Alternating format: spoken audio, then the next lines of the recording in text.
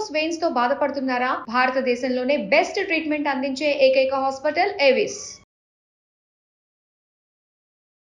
నమస్తే, welcome to Suman TV. ప్రస్తుతం మనతో పాటు మాడుగుల శివప్రసాద్ గురువు గారు ఉన్నారు. వీరితో ఈరోజు కొన్ని విషయాన్ని మనం చర్చిద్దాం. గురుగారు నమస్తే అండి. ఆశీర్వచనం తల్లి. గురుగారు, మనం ఏవైనా పూజలు కానీ వ్రతాలు కానీ నిర్వహించినప్పుడు పూజారులు ఎక్కువగా మనకు కలసం పెట్టే ముందు అందులో నీళ్లు పోసేసి మళ్ళీ అందులో అక్షంతలు డబ్బులు వేసి పూజ అనేది స్టార్ట్ చేస్తూ ఉంటారు. సో అలా ఎందుకు చేస్తారు అసలు? శ్రీ మహాగణాధిపతయే నమః. ఐం మహాసరస్వత్యే నమః. శ్రీ లలితాంబికాదేవియే నమః.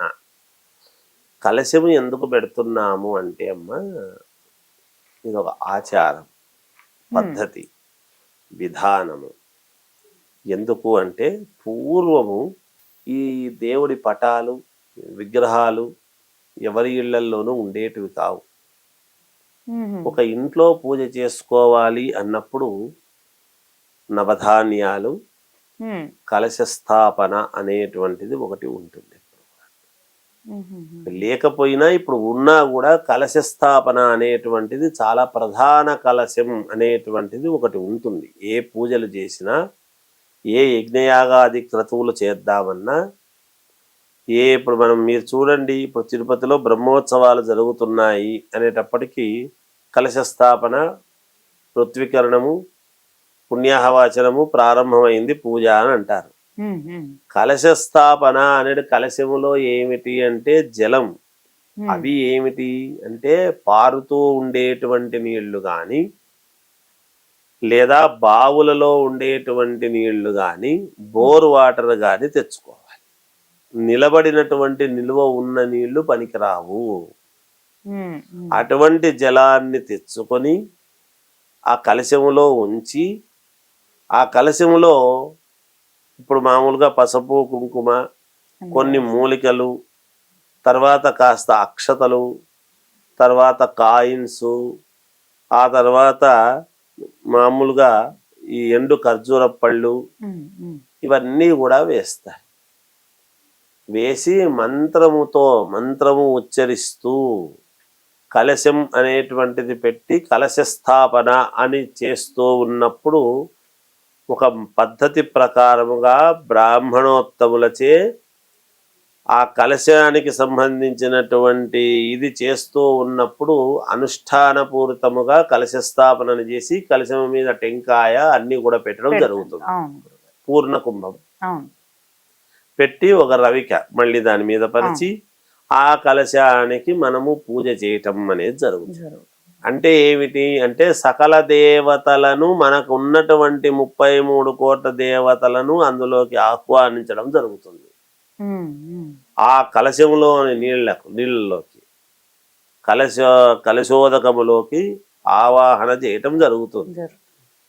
మనం అక్కడ మన ఇంటి దేవుణ్ణి, ఇష్టదేవుణ్ణి, మనం చేసుకునేటువంటి పూజా పరంపరలో దీనికి కావలసినటువంటి విధానాన్ని అన్నీ చేసుకుని ఆ కలశములో ఉండేటువంటి అక్షతలు, దాంట్లో ఉండేటువంటి దక్షిణ తీస్తారు బయటికి.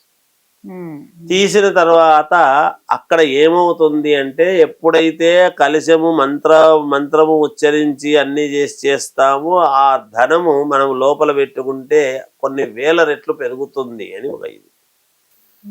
అలాగే ఆ అక్షతలు తీసుకొని ఎప్పుడైతే శిరస్సు మీద బ్రాహ్మణోత్తములచే ఆశీర్వచనము చేయించుకుంటామో అక్షతలతో ఆయుష్ పెరుగుతుంది అని, ఆరోగ్యం బాగుండాలి అని చేస్తారు.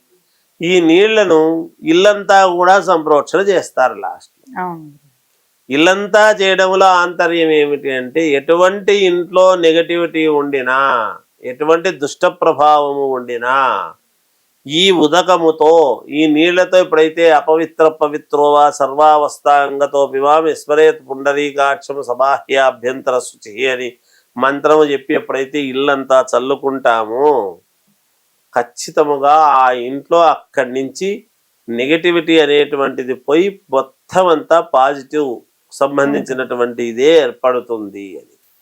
ఆ కలశోదకముతో మొత్తం ప్రోక్షణ చేసుకొని కూర్చోబెట్టేసి వీళ్ళను అవభృత స్నానం అన్నట్టుగా పండితులు అందరూ కూడా వాళ్ళు ఆ మామూలుగా మంత్రము ఉచ్చరిస్తూ వాళ్ళకు సంప్రోక్షణ చేస్తారు. చేస్తారు. అవును. ఏమిటి శాంతిరస్తు, తుష్టిరస్తు, పుష్టిరస్తు ఇవన్నీ కూడా చెప్తారు. అంటే అన్ని రకాల మీకు మేలు జరగాలి, ఐశ్వర్యము కలగాలి, మీకు ఆయురారోగ్యము బాగుండాలి, ఇంట్లో సస్యశ్యామలంగా ఉండాలి. నిత్య కళ్యాణం పచ్చతోరణములుగా మీ ఇల్లు వర్ధిల్లాలి, మేము ఎప్పుడూ బ్రాహ్మణులు ఇలా పిలుస్తూ ఉండాలి, మేము వస్తూ ఉండాలి, ఇలాంటి కార్యక్రమాలు ఇంకా ఎన్నో ఎన్నో చెయ్యాలి అనేటువంటి ఇది వచ్చేట్టుగా అన్ని రకాలు చెప్పి వాళ్లకు పూర్ణ ఆశీర్వచనం చేసి ఆ ఉదకముతో సంప్రోక్షణ చేసి ఇల్లంతా కూడా చేసి చెంది మిగిలిండేటువంటివి ఏమైనా ఉంటే ఇంకా ఎవరైనా వచ్చేవాళ్ళు ఉంటే వాళ్ళ మీద కూడా చల్లుకోండి అని వదిలిపెడతారు, లేకపోతే చెట్లకు వేయడం జరుగుతుంది. అవును.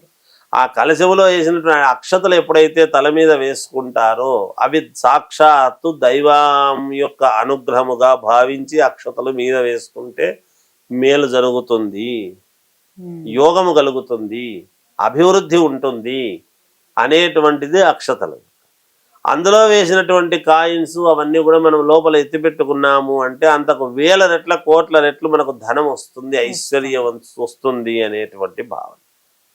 ఇవన్నీ మనకు బాగుండడానికి, ఇల్లు ఐశ్వర్య పదములో ఉండడానికి, సస్యశ్యామలముగా నిత్య కళ్యాణం పచ్చతోరణంలాగా 3 పూల 6 కాయల్లాగా దినదిన ప్రవర్ధమానముగా ఉండాలి అనేటువంటి భావనతోనే కలిశోదకం, కలశములో అక్షతలు, డబ్బులు అవి కూడా వేయడం చేయడం ఇవన్నీ కూడా జరుగుతాయి. అందువలన అవి సంప్రోక్షణ ఎప్పుడైతే జరుగుతుందో అన్ని రకాల మనలో ఉండేటువంటి దోషాలన్నీ కూడా పోవడానికి మేలవుతుంది అనేటువంటి భావనతో కలశము పెట్టి కలశములోకి ఆవాహన చేసి ఆ కలశోదకము మన మీద చల్లటం చేయడం జరుగుతుంది గాక. అందువలన కలశ స్థాపన అనేటువంటిది చేస్తారు. అలాగే. ధన్యవాదాలు. జయోస్తు.